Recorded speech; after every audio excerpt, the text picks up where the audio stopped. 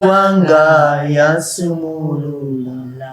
Akayimba ko bannange kayimba e Uganda kayimba ebweru ne kayimba mu kanisa nga bulijjo ka Kizito. Yes. Mwami Kizito Kubanga yasumulula nze nali omu kwabo abasiyana n'enkuba bwe yatonyanga ng'ewaffe tetuukayo. Maama ng'ennaku yanfuukira ekyokulya neebaza Yesu kubanga yansumulula. Kale kale yansumulula nze kulujegere omulabe Sitaani kwe yali ansibye mu bizibu ebingi yansumulula neebaza Yesu kubanga yansumulula. Akayimba ko bannange kayimba e Uganda kayimba ebweru ne kayimba mu kanisa nga bulijjo ka Kizito. Yes. Mwami Kizito. Nasooka kulaba Namboole ewa Pastor Serwada. Edda nga walokoka dda. Yesu nga wamwagala bambi. Amiina. Ate akamutaasa mulamu katini. Omutaasa mulamu omutaasa mulamu omutaasa waali omutaasa waali naye Mukama ng'olina maanyi nzijukira lulisebo bwe bangoba mu nju zaabwe nga simanyina gye ndaga nga siina lugendo ne nkwata obwana bwange ne tusomba ebintu byaffe naye omutaasa nokka n'otaasa embeera watujjako ekiswalo wasangula amaziga tuyina ne waffe leero omutaasa waali omutaasa mulamu omutaasa mulamu. Bayanga y'amaanyi. Tegera otya? Anne kati nze mbadde nsaba waliwo abantu abayita mu mbeera nga nabo balina condition ey'okubeera nga either bali disabled abala tebalaba so nendyoka ndeeta Doddo wano ne munyumiza ku Kizito w'alaba. Nangamba Kizito alaba tugamba kiye muzibe munne kati tamanyi embeera ne waliwo n'abantu abamu abaliyo nga nabo tebamanyi what exactly really kyabaawo kitya ekyabaawo nazaalibwa ndaba bulungi nnyo nga nkyali muto. Muto nga myaka ndemeka? Okuva nga nzaaliddwa nali ndaba bulungi then bwe natuuka mu P5 P6 amaaso ngafuna high blood pressure negakwata era nakoma mu P6 okusoma second term sadda mu kusoma buli nagenda nga okusoma nga otuna ku blackboard nga ndaba obunyukuta bungi tasobola kwawula kati nengezako nentula mu maaso nengera nga nebwentula ku lwawo siraba paka bwe bankuba emigga emingi nga sikola waaka nenva mu ssomero bwentyo negazibira ddala nali siraba bunyukuta naye nga nsobola otambula nga nsobola ovuga emmotoka nsobola ovuga pikipiki kubanga mikwano gyange balinanga pikipiki nga nsobola ovugamu emmotoka ewaka twayinawo nga nsobola ovuga neza mikwano gyange ku kyalo kati tayimu yatuuka nga n'emmotoka sikyasobola givuga nga ekkubo sikyaliraba. Nga otuli mu myaka mmeka awo oba ojjukira? That is 94. Emyaka walinga 94, 95. nali muto nalinga kuba nali mu P6 nga 11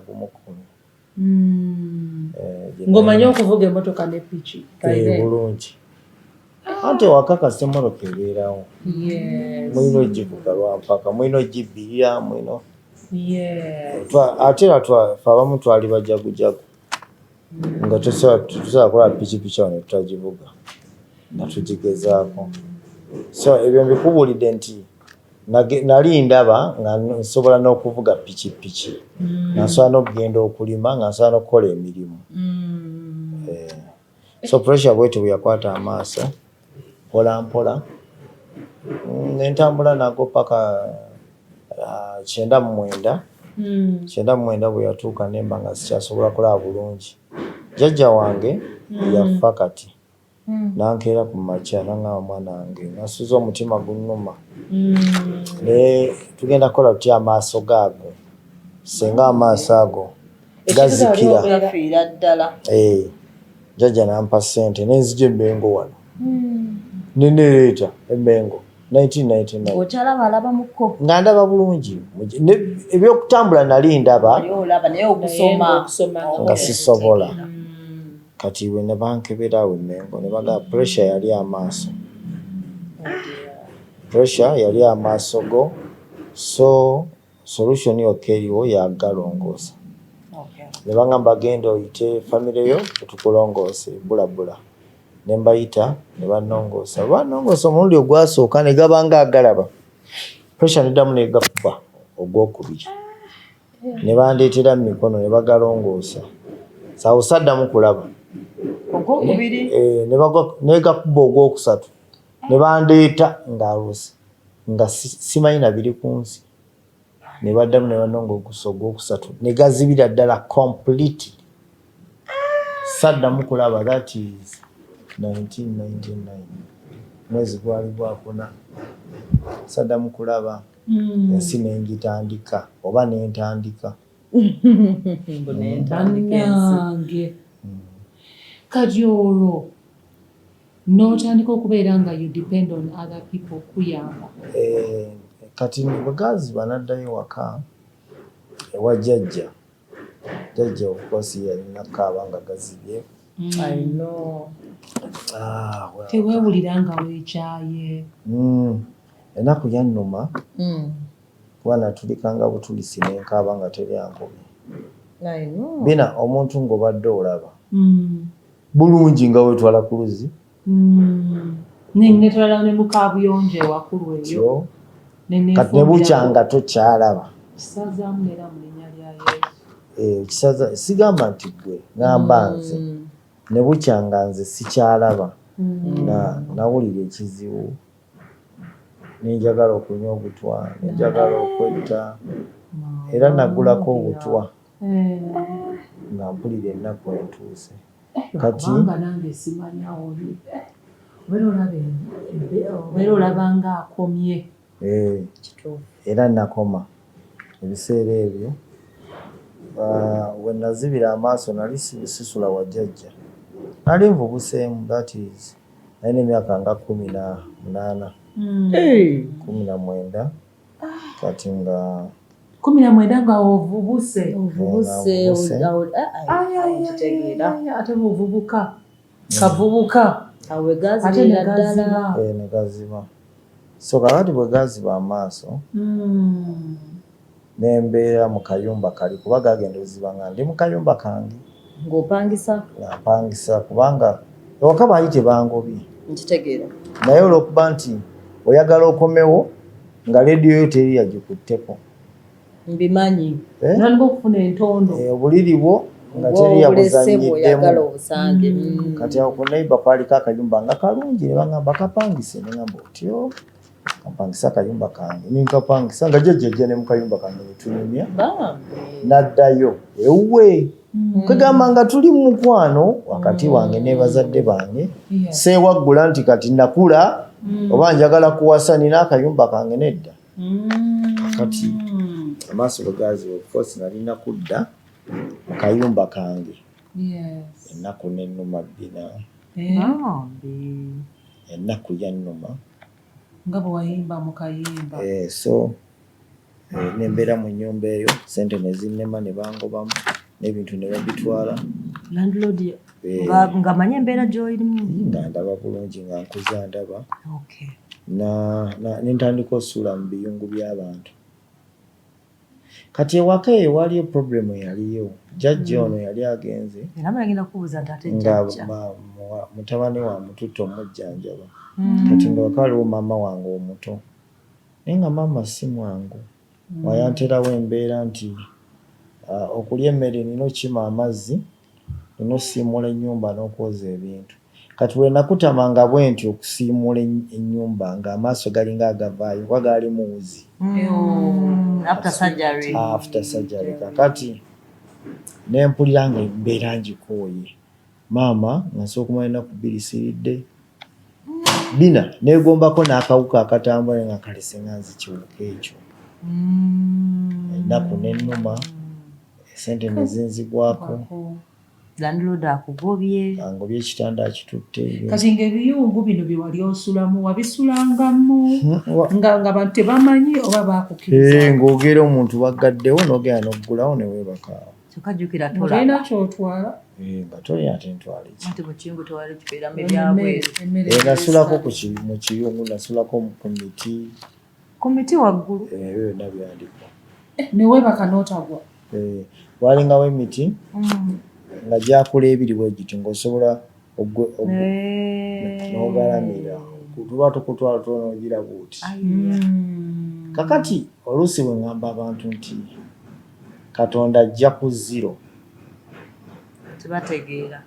Bina Katonda ajja abantu ku zero. Kati kye neebuuza wano okutegeera akayumbako abantu bagenda mu ssomero ne babasomesa okubeera nga bw'obanga oli muzibe n'oyiga okubeera n'essimu eyo kijja kutuukayo. Naye ate wano wembuuza wano bwe bati gwe wabiyiga otya bakusomesa? Waayi Katonda yampa amagezi. Si magezi gange. Katonda yampa amagezi. Ne weeyigiriza naweka? Katonda yampa amagezi nnyo. Nze Bina amaaso bwe gaaziba jjukira nasigala mu kayumba kali. Ng'olimu wekka. Nga ndimuze. Kati walimaze emyezi emeka Landlord okugoba n'awera ng'akooye? Nga mwaka. Nga tosasula. Naye ennyumba yali ya 3,000. Ebiseera ebyo 3,000 zijja emitwalo kati ng'ebiri. Zaali zizitowa. By then kilo y'ennyama yali egula 15,000 kati egula gumu kitundu. Ogimanyi n'ogimanya? Ate sigigula. So kakati amaaso bwe gaaziba nembeera mu kayumba ako. Kayumba nenkabeeramu. Oyiga nti wano ewali ekitanda. Ebyo byangu okuyiga Bina kubanga oba osensinga. Sensi muntu waziba amaaso. Sensi ate endala emweyungako ey'okumanya okw'enjawulo. Kyekyo lwaki ogamba Kizito w'alaba? Ayinza okuba nga talaba physically naye ng'alaba mwoyo. Omwoyo guno kati Bina toli wano. Kyogamba eka tomanyi we walese piro yo ku buli togiraba. Tolaba tawulo weebeera ng'oli wano.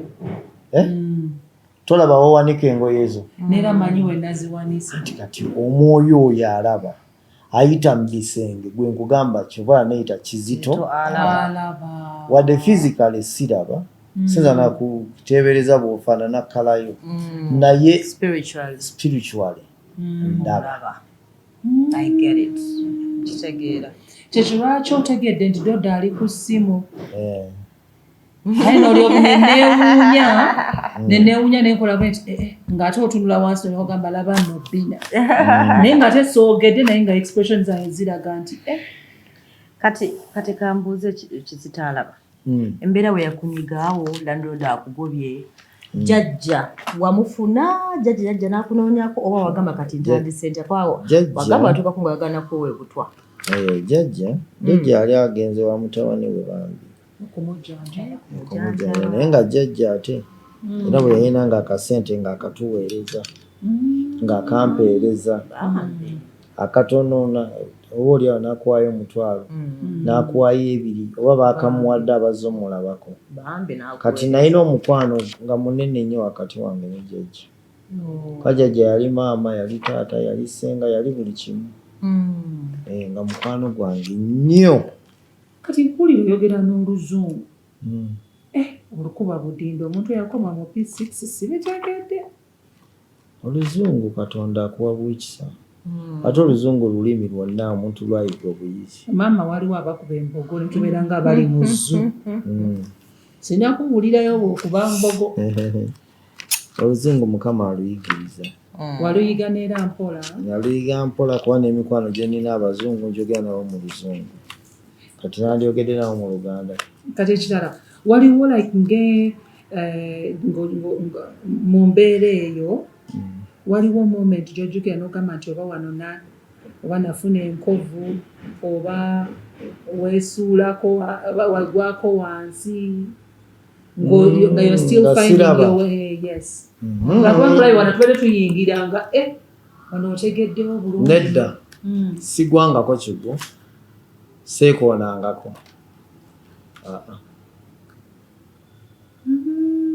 wadde siraba nebyo tebimangako so omanyi okuwandiika nkumanyi kuba nakuwandiikako naye tusobola kuwandiika nkozesa binkumu kati essimu yo otegeera otya nti gundi lwakuba essimu yange ogiyina ne mu mutwe togyogera sijja gyogera naye omanyi kati awo obeera okikola otya okubeera ng'okwata amasimu essimu neera essimu akoba ndaba olina smart nze nali waliwo abadde ampeereza entono bakatutte agamba agimpeeko entono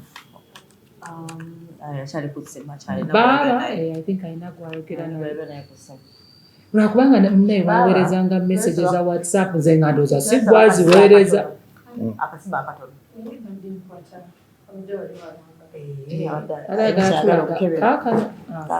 akasimu kati obadde ombuuza nkuba ntya kankubeko ku simu yange emu eri wano ekaaba ogiraba essimu yange yiino ngenda gikuba tulaba simu yange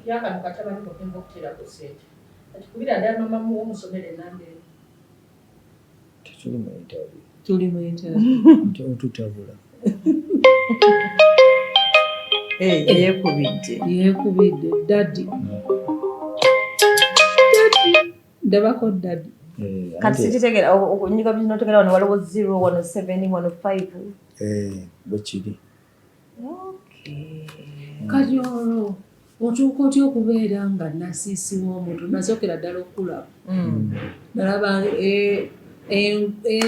abantu bangi ne basituka naye nga bano basitukira ani dimwakaki kasigujjukira naye nze nakulaba Namboole ogwasookera ddala nakulaba Namboole Namboole ebeera munju w'omuntu 31st naye ffenna watusitula nange atakumanyi naye nga akayimbako nali nkawulira so otuuka otya okutuuka awo okuyimba onvuze speed njagala okubuuza wali onvuze nnyo mayinoza n'oyingira mu kuyimba onvuze nnyo nange ndabye ngalo tokyajjukira wendakomye wali wakomye nga jjajja akuweereza ssente nezinyambako nga zikuyambako omutwalo kinoga walina mukwano gwoba kakati jjajja oyampeerezanga ssente ezinyambako mu bulamu ekiseera kyatuuka naye tekyazimpeereza ndowooza nga taziina kuba yali mukadde kati landlord nangoba mu kayumba bwangoba mu kayumba nosula mu biyungu kubiti naye olunaku lumu na anko wange bamuyita Dr. Jackson Mubiru neŋŋamba lwaki sigende wakojja nemunyonyolamu saamuga nti ewaka bangobawo oba ewaka wazibu kuba natuuka ekiseera nzireyo naye nga wazibu kati kojja nemunyonyolamu nampaayo ssente emitwalo gyalinga 6 naye ebiseera ebyo nga nyingi nnyo zaali nnyingi n'azimpa nengenda nempangisa akayumba buto wali we bangoba ako kenyininyini oba ako kenyininyini Kizito. Wasasula ziri ez'emabega. Nasasula. Nasasula n'emyezi emirala. Nwanzikiriza n'ennyingira anti kaali ka 13. Ate ono yali ampadde emitwalo 6. Nengulagulawo obuntu obumere nembulya ne buggwawo. Nentunula nze bina bulamu bwange. Nasibiriranga ffene. Nalyanga bikajjo. Nga kwenywera amazzi nga nsobola okulya ffene leero nenzikuta ne mmala ennaku nga 3 nga sibidde nga nnywa mazzi. N'osigala bwe bulamu bwe nalimu. N'olya ffene ennaku 3 n'onywa amazzi paka bw'oddamu era. Omulya leero n'ofuna ekibajjo n'olya n'onywerako amazzi n'otwala ennaku 3 nga tozzeemu kulya. N'oyingira ekisiibo. Bwe bulamu bwe nalimu. Kakati nembeera mu bulamu bwe butyo. Obuntu wange we nalina nembutunda nembulyamu emmere neggwawo. Ekitanda biki? Ekitanda nakisiga. Badde nagamba ye. Kati kiri ekyasooka baakiwamba. Landlord. Kati ku zino ssente nenfunako ekitanda kyalina kya mutwalo. Kyajjukira neyakinguza. Nentandika osula ku kitanda ekyo. Nembeerawo naye obulamu bwe bwagenda bukaluba. Nga bukaluba. Bina nga teriyo nasobola kugamba oba Patrick yalidde ki oba abaddewo atya. Bwe bityo kaakati munnange saa kyatuuka obulamu ne bukaluba ne bunnemerera. Bwe bwannemerera ne ŋŋamba kati ngenda kunywa obutwa nveewo. That was the second time neera. Awalowoleza ku butwa. Oh my God. Nengula Dyson ne munywako katono. Ne sifa. Ne mutabula the next day. Nali ngenda omunywa ne mukona nayiga. Ne mutabula the next day olunaku olwokusatu. Kati nali ngenda omunywa. Nali ngenda omunywa Dyson. Otone tuntwala. Neneebaka. Ngenda ozuukuka nga saamunywedde. Nenkaaba nnyo mu mutima nakati nali munywedde nenfa. Kati olunaku olwokuna nali neebase mu kiro. Ssaawa oba zaalinga 7 oba 9 simanyi. Ogenda kufiira mu kayumba k'omuntu. Nali mu kayumba. Akatali kako. Nali neebase ekiro. Omuntu nanzuukusa nangamba Kizito. Engamba nnyo nampita. Kati ekitala ne kijja nga kikuba nnyo. Olabeko bino ebitala ebikwata emikolo gy'embaga. Ebyako ebyo. Ne kinkubamu mu maaso. Ne muvaamu eddoboozi ne liŋŋamba Kizito. Tokimanyi nti nsobola okulokola. Lokoka leero. Kinava ŋŋamba ani ono. Layiti nga sigirabangako. Ate mu layiti nga ndaba. Toshiwamba buli. Kakati bwe waayita akaseera nekigenda nenkankana. Nentya kwe kuyita neighbor bali bamuyita mukyala Mukasa. Nimugamba mukyala Mukasa. Gw'obadde oyogera. Gw'onkubyemu ttooki. Bawe n'agamba oyo engeri gy'asula enjala. Erabika enjala emulinnye mu mutwe. Ne mbagamba nedda si njala. Waliwo ekintuuseeko. Kati bo tebaakitegeera. Bwe bwakya ku makya ne ngenda mu kyaki ne bansabira n'endokoka. Kati bwe nalokoka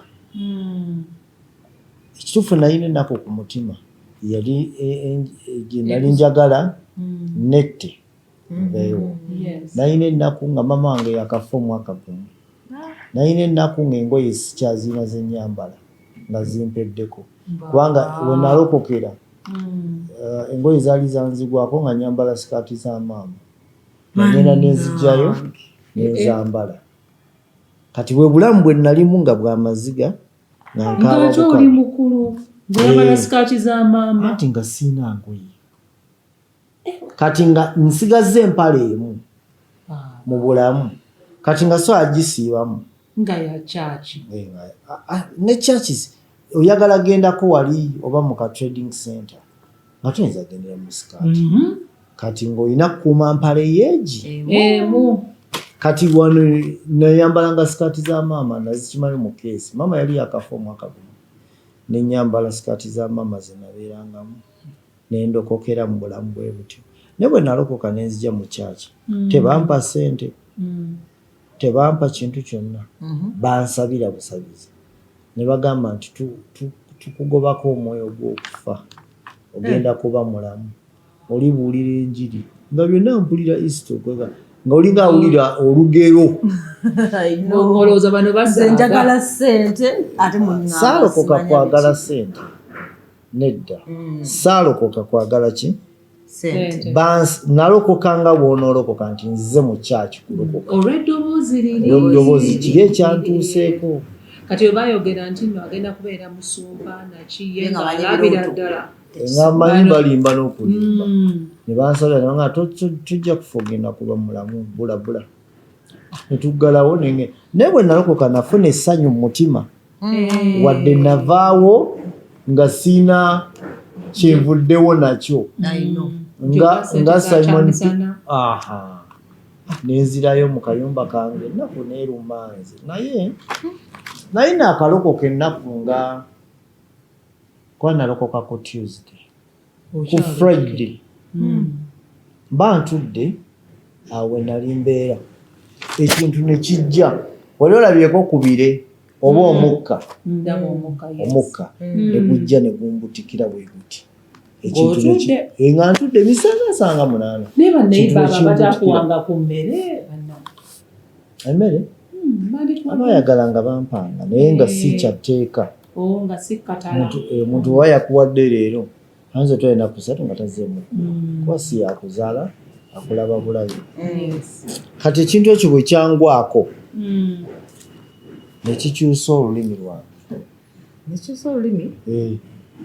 bwe kyagenda kyamalako eddakiika nga 3 nga ntudde naye nga mpulira purezensi y'ekintu ekindiko bino bye mbabuulira ge mazima nga waliwo purezensi gye mpulira etali ya bulijjo eri around me awo kati nentandika okukola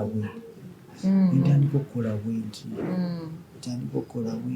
ng'olowooza oba wali bwani aliwo naye nga mpulira ekintu kiringa omukka ekintu bwe kyagenda nentandika okuyimba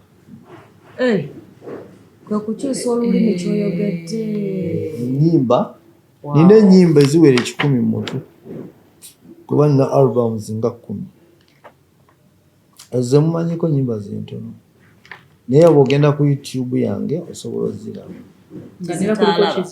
Kizitaalaba official. Okay, now that explains because ngenze ne makanisa amala ne noyimba abantu ne basituka abantu ne batandika okukaaba abantu ne basanyuka abantu ne bakuwa ne ssente tozibasabye yes and it's true. Yes, one day nayimba wa Pastor Kayanja omukazi n'atambula omulema naye nga nze siraba nayimba olulimba lwa yansumulula omukazi n'asituka mu katebe n'atambula nze saamanya ku Sunday najja nawa testimony n'aleeta ne blanket ya kilo 40 nga yeebaza the blind man eyayimbye kubanga yawonye n'atambula muwala we nampa ne pikipiki n'agamba sina kyenyinza kuwa mwami oyo naye yabadde ayimba mami agamba amaanyi ne gava waggulu ne gabba okugulu n'addamu n'afuna amaanyi nate muwala we nampa pikipiki maama nampa bulangiti bye baalina kale lwaki walekerawo okuyimba nyimba magani sikyayimba ate zabuna nyimba siyinza butayimbira Katonda.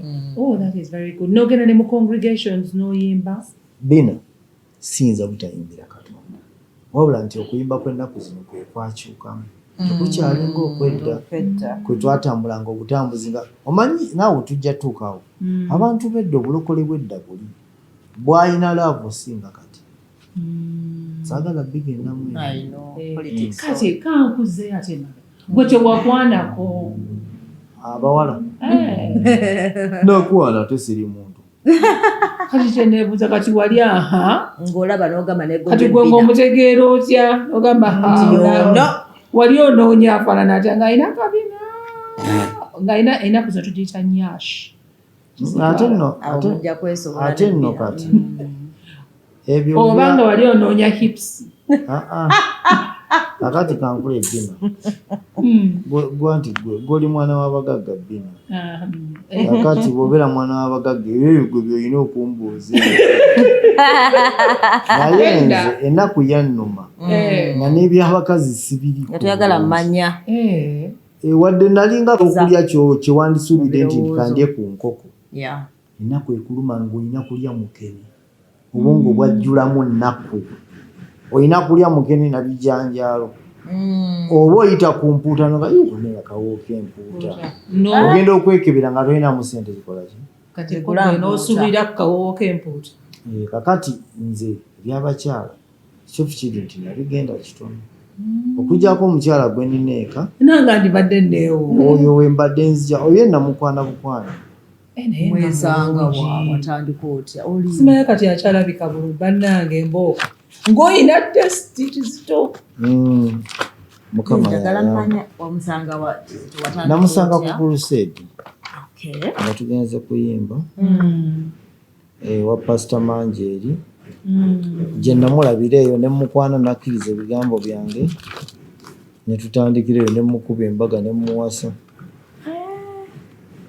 nakati bwe tutebe tukyala ebyennaku zino mwenno ebyennaku zino bakiki embaga tezikyawangaala abantu babeera mu kadaali ati abantu bayaayi tugamba bina majority abantu bayaayi bina abantu bayaayi bina nnyo abantu baki bayaayi ate abantu mu buyaayi bwabwe toyinza gaa nti nno abali mu kyaki bokka be batukuvu n'abali mu kyaki bayaayi n'abali ebweru bayaayi kati waliwo gwoyinza kwesibako naga nti ono ye mutuukirivu ye mutuufu Katonda akuwa bwikisa n'ofuna omuntu omutuufu kati kambuze kizito alaba omukyala okumukwana eyo prosesi si sente sikinabuuza sente kubanga kizito sayina sente teyalina sente yakwanisa malusu kubanga emboozi ngejenjibuliddemu kubanga yali mugenda era nafuna sente sana zireeta ennaku zino osobola okwana omukazi nga tomuwadde sente anti bina bya mirundi ebiri wali abakyala bali eyo nga baakuzibwa nga ayagala omusajja nga nawe tewali sente kasita afuna omuntu nga mutuufu gye bali kati waliwo ne babbina abaakulira mu kibuga abaagala ettooke oli akulya eri baddodo dodo ye ayagala ettooke naye mbadde ngenda kwewuunya naye tagenda kubuuza sente dodo ye olaba naye emmotoka gy'alina okujja okulaba omuntu alina oteekamu sente full tank oba tekyobadde kyokka agenda kukolesaako butidi munaye ate era baddodo babikola myaka gyabwe ti myaka 2 ali batakyabikola so bikolera wano kati n'obifunamu naye kati nze onoonya ow'essente nakugamba sigalayo muli mu mboozi yammwe ndi mu nnaku yange mbanyumiza temutegeera bina bade kubuuza mu kukwana awo nkimanyi wadde byali biseera byadda omanyi nedda newankubadde sente tezaali kikulu nga bogamba waliwo abaakuzibwa still njagala kumanya kubanga edda baatugamba nga abantu bali bagumiikiriza ng'olina omukwana n'omussa ebigambo n'akulaga nti si kati n'akwetolooza so njagala kumanya teyasooka n'agaanaganako n'akugamba ti naye baali bagaana edda bina oli musajja mulungi olaba ne kakati oli mulungi ng'ani akugaana baali bagaana bina baali bagaana naye nze omukyala wange namukwana netukkiriziganya yasookera kugaana teyakkiririzaawo kati bwe twakkiriza netwogerezeganya era akabonero akaaliwo okumanya nti yali ye mukyala wange nali musiibula ebiseera ebyo nno emitwalo 2 egiwa omuntu zaali sente nnyingi n'enzimuwa n'azigaana N'angamba zireke mbeera najja nankumbi mpasingi 1000 lujja kumpuusa nange nenkwata akamome kane nenkazzayo n'omuwa 10,000 oli mutuufu kakati nemmanya ono ye mutuufu naye waki tewagaanako nogamba atofaayo kati zino ezisigaddewo yagaana kati kankulere n'ekirala twatuuka nemugamba nti bakuleetere enkoko zino enkoko ez'embyumu zimanyi kati akafuka ennamutwalamu nga weeziri zeenyoola pornographic chicken eza TV ezo kakati nembagamba enkoko yammeka by then yali yagumu kitundu edende kati nze we nali awo saayina sente nyingi naye nalinamu 3 gange kamuweemu olwaleero we nayita weyita namugamba tuwe enkoko nangamba tetulya nkoko tugireke tuyinza okulya emitwalo 3 fekka wano sente zireke tujja zigulamu ebintu ngamba ekiki nange 3 najjo nengizaayo kakati yenjawulo nti waliwo abantu binagwofuna nga tagidde ku sente na bintu wabula ng'ayagala gwe ng'omuntu so teyafaayo obatoola era abayimbi ba gospel bonna be twawasa nabo by then bonna bayawukana dde yinza okulaba abayimbi ba gospel nga 8 bawasa embaga zennyini ne bakumba mu kyaki tewakyali n'omu okujjako gwe gwayitayimiridde okujjako nze naye abayimbi baani besijja kwatula naye nga bo beetegedde abandaba babamanyi so n'otegeera kati so omuntu akwagala bwagazi bino kati balegera kubuuza kati communication yalinga etya kuba tewali masimu tegaliwo nalina essimu leka nalina 071 UTL mango eyaliwo nga tetukozesa 071 nagigula naye kati sente n'ozijjawa ate nali mukama tangabirira yali angabirira waliwo kyenkubuukidde waliwo nnaku nasulanga kati mala okulokoka nti omuvuga sipiidi sina kuvuga leero gwo weevuze nawekka neddodo nembagakuzaayo lwakati onambulira engeri gye watandika n'okukolamu ssente lwakuba nyinza okulaba ng'obuuso oli ku mitwalo 3 neŋŋamba sente ezo bazinfuwanga nnyimba baziwagayo ekitegeeza wamukwanira ne ku ssente zange ezimu nali sinaakola nali omukwaba bakuwanga naye sinaakola komwekisente zaffe zetwakuwa ku stage n'okwanisa wamma ate ebyo oba ompadde oba nzisudde mu toyi wamma siyommadde gwe zikulondolako mugambe naye kasitaakufumbira ekikulu ejani n'abaana mulina kale tuddeyo emabega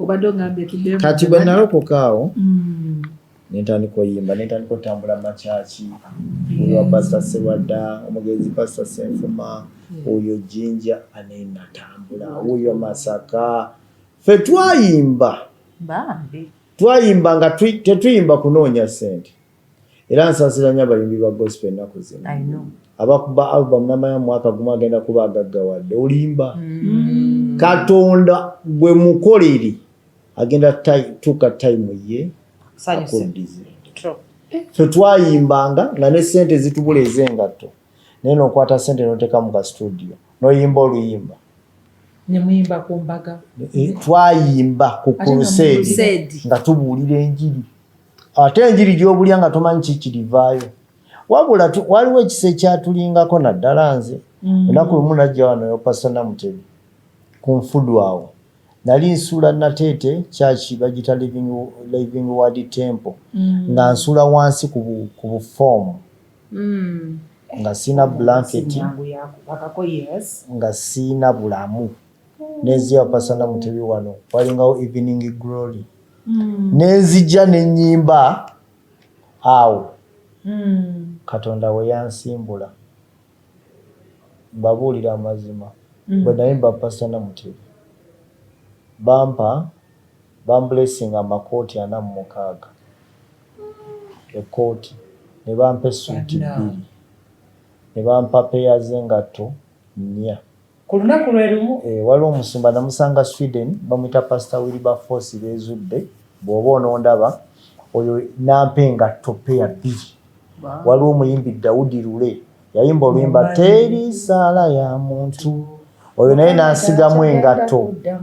Kati sente ze banfuuwa zijali emitwalo nga 9 naye mwaka ki that is 2001 sente zaali nyingi era bwe navaawo nengenda nempangisa ennyumba obulamu bwange bwakyukirawo. Bwatandikirawo. Mukama mulungi. Wow. n'opangisa Nempangisa. tewaddayo wali ku kalumu kale Asaddayo kala. kubanga baddayo Nempangisa obulamu ne butandikirawo. Twayimba bina. Uganda eno ogiraba ndoze wantu gye sigendangako ggulu naye twayimba. nze ku 31st nga nkulaba wano bwe ntuuka eka ne nkulaba ng'olina awalala w'oyimba. Twayimba nga tuyimba nga tetunoonya ssente mu kuyimba naye nga tuyimbisa mutima kuweereza Katonda. Gwe nga bali bakufuuwa abalala nga tebabafuuwa. Ekyo sikimanyi nja kibabuuza. Nedda ekyo ekituufu. Simanyi mugwana. Kibabuuza. Simanyi bino. Ate yababuuze. Nja kubabuuza naye nga n'okufuuyibwa kisa kya Katonda. Tofuuyibwa nti oyimba nnyo gw'osinga naye feva. N'okusituka abantu ne basituka ne bayimirira n'obulwako nga naawe oyagala olingize ng'olengera mutwe nga guli eriwo. Era ebigambo bino mbikubuulira. Yes. Omuntu omulala eyaliwo nnyo mu bulamu bwange kale wadde yakyuka ennaku zino yali mukwano gwange gye wansanga. Mbadde njagala mbuuka ekiraba bwe neetoloola naye nedda bina ennyindo bwebanga nnyindo oyogeranga nti nnyindo. Tuli bantu bakulu. Sinti mumwa. Akati oyo musajja wadde waliwo ebyamutabukako naye yali mulungi. Yali mulungi. Pastor Bujingo yali musajja mulungi nnyo kubanga nze nayimba enamboole oyo Gayo mulaba lumu yampita nayina akayimba ke nakubaawo kaali kagamba nti waliwo Katonda atemeko ebitali. Bina akayimba ako nakayimba mutabani wange omuto Gideon asomera ku St. Mary's Kitende yali agudde mutooyi bwe twali tubeera. Kyali kito myaka nga 4 n'agenda mu toilet n'aseerera kati yakoma ku tooyi nga baateekawo ogunyi. Tooyi zino enzimbe zibaamu amazzi kati ne baŋŋamba nti omwana maidi n'atugamba nali mu ddiro nga nywa caayi nempula nga nekyayi takyagenda neŋŋenda nemugaa Gideon obadde nga ddaddi mbadde ngudde mu tooyi ennaku nennuma neŋŋamba omwana wange okugwa mu ttooyi nenyimba akayimba kaga nti waliwo Katonda atemeko ebitali neŋŋamba Mukama ntemere ekkubo nve wano mu kupangisa wennali. Mukama awulire. Kati bwe namala okakuba bandi awo Pastor Bujingo n'ankubira nanga Kizito oli otya nze ndi bulungi nangamba lwaki tojja n'otuweerezaamu kenkya mu kyaki nange nakwata kayimba kange akapya nengenda nenkayimba ako bwe nakayimba kama n'akateekako ekisa ne bampa ssente ezapangisa ennyumba ewala kwe kuva awo so obujulizi bwange buwanvu simanyi budde bwammwe naye nga nze nyinza okunyumya n'essaawa 3 kati simanyi budde bwammwe nkomaawo bankyabonge tukyalina naffe tulina ebyokubuuza tukunoonyeza ebbanga litukunoonyeza mbadde ndoza olina America bino abadde amanyi olina bweru nga nakomawo wendi. Kati ekirala kye mbadde njagala okumanya tewaliwo like side business lwakuba ennaku zino simanyi obedde jjukira wali tomanyi oba bali kufuuwa ssente.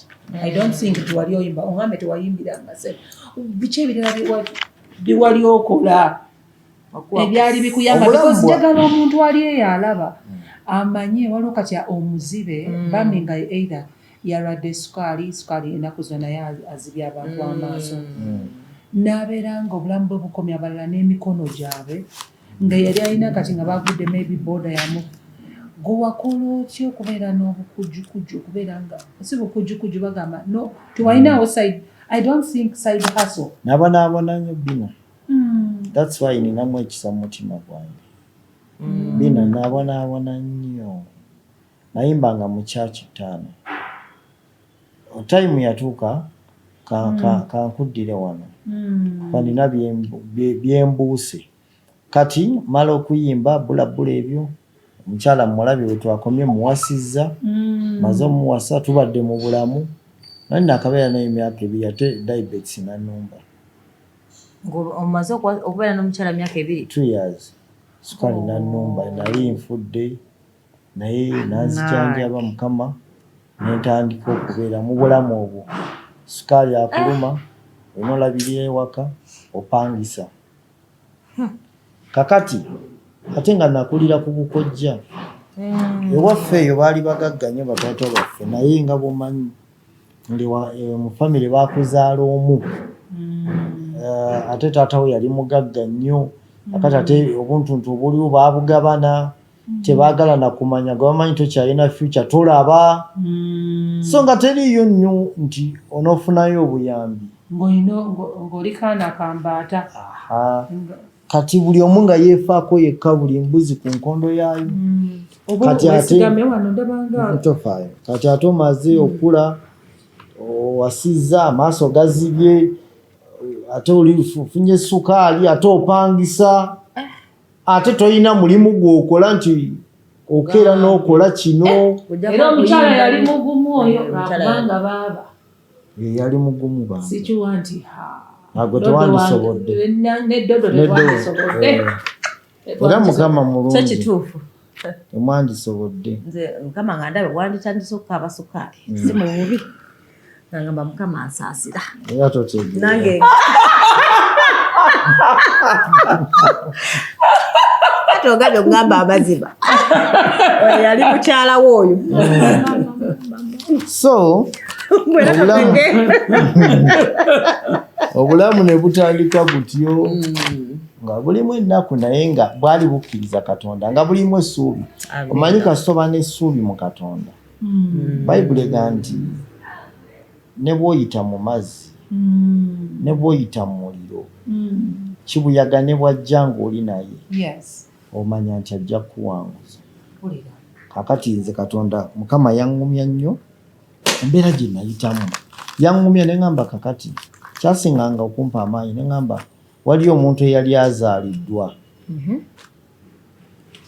nga ku nsi yamalako olunaku lumu n'afa naye nze nduno ndi myaka 2 ngeze ebiseera ebyo lwaki seebaza mukama bwe mba kale wadde amaaso tegalaba naye ninayo n'omwana kati ebintu ebyokubalaba bulungi ebintu ebyokusinza Katonda ebintu ebyokusinza Katonda nembyagala ng'otunda embeerayo n'okubamu akafaananyi nonga mukama nkwebaza ndowooza buli twebazanga Katonda n'atwongerayo emyaka n'atwongera obugabirizi mu mbeera gye twalimu nakyo bina kyeyabuzizaawo nga nyaga kirowoozaako wano si nti buli omu abeera mugumu kwanze ku byonyumiriza already ndi nzirayo kunengamba naye nze nandimazeeko kwanze nandibadde simanyina kola kwanze nandibadde nga bwemba nimamayi twaliwo ne betulaba wano nga tayisala mu mbeera gyoyiseemu nnyo nnyo nnyo naye nga akantu akatenenye nagaa naye mukama lwaki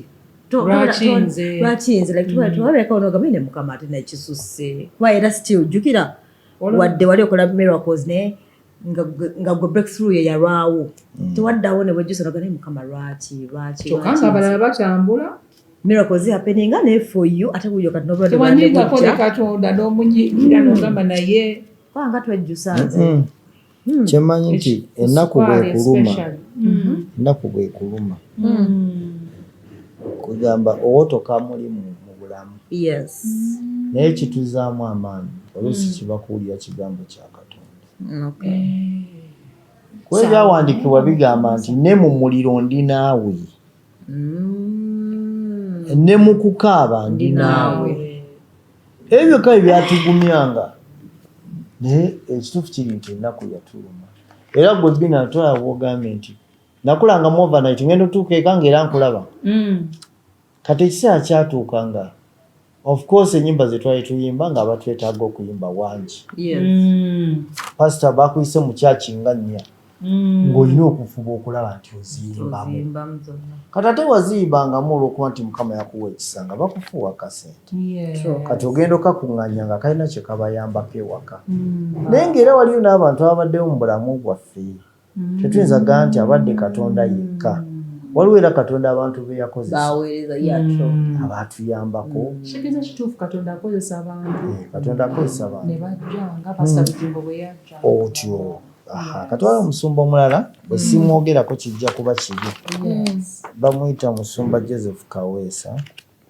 ali kitemu eyo naye kati ali Canada essaawa zino ne mami oyo yatuyambako mu bulamu tuweerera ku baana abaana baffe nga yatwikwatirako mu fiizi mu bulamu obwa bulijjo yatuyambako obwo twebaza kiba kibi yatuyambako sukaali bwe yannumba yatuyamba sukaali yakuluma zikira nakoma kuwulira ng'ogenze simanye mwa musawo gundi n'akugamba emmere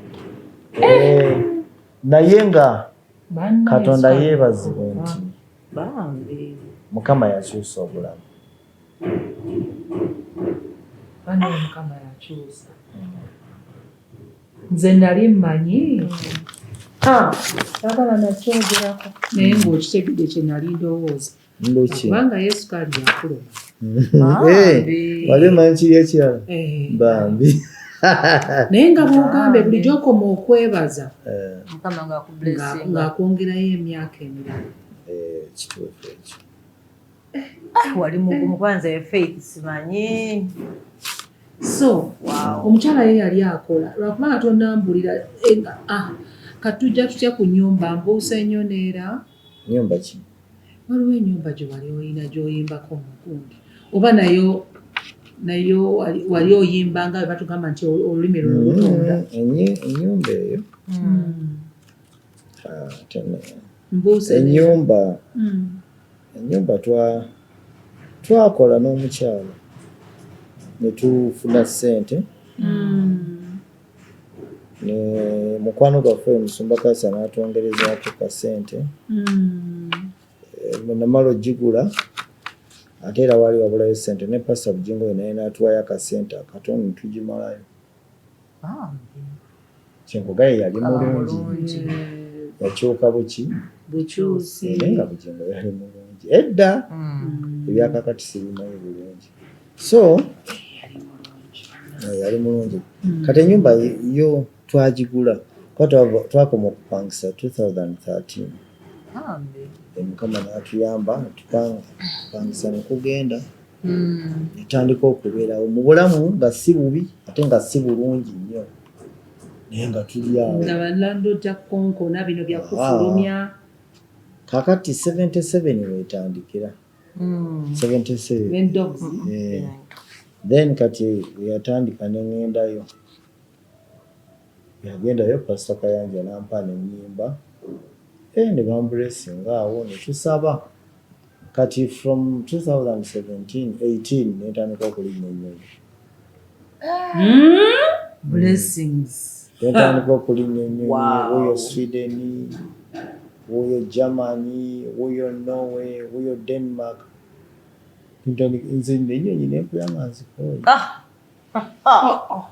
nedda bambi si malala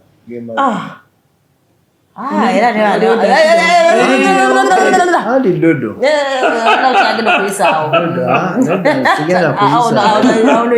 oyasinikeko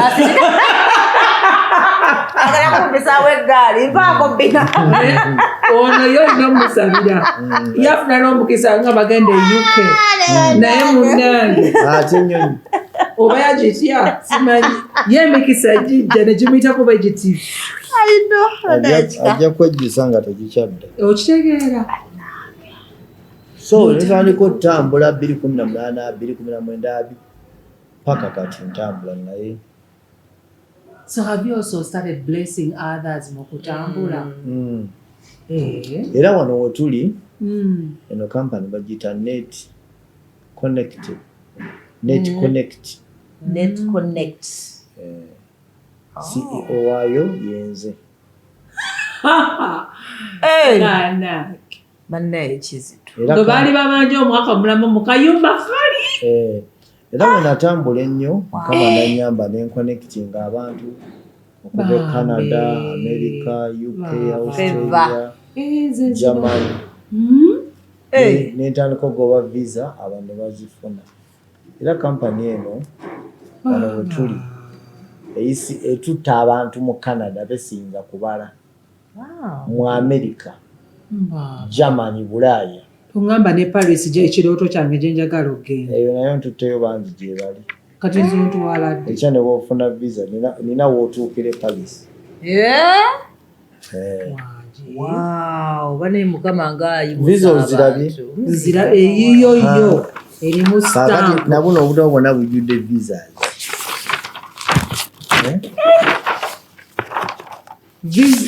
Tugamba bw'ayita mu Net Connect tufunako visa copy ne tugiteeka mu katabo. Buno bulina bujulizi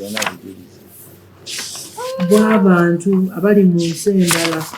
Canada, mbiraba wano. America, Australia, UK. Amanyina okugamba nti bizanga sinyangu za kufuna. Olw'ekisa kya Katonda tuzifuna naye nga nozimma bazimma. Bamma. Naye bwe bamma tegubeera musango. Lwakubanga kati mubeera mukola paperwork yenna. Kati ogituulamu wekka ofiisi. Ofiisi eno nina benkola nabo abalala. Naye ninawo ne sister wange gwendi naye wano. Kati yatandika ddi? Sister. Net Connect. Net Connect yatandika 2-2.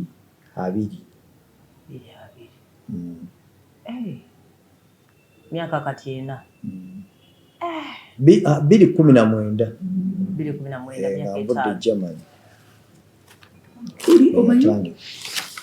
What was your experience okulinnya ennyonyi ogwasookera ddala? Nali ngenze kweyimbira.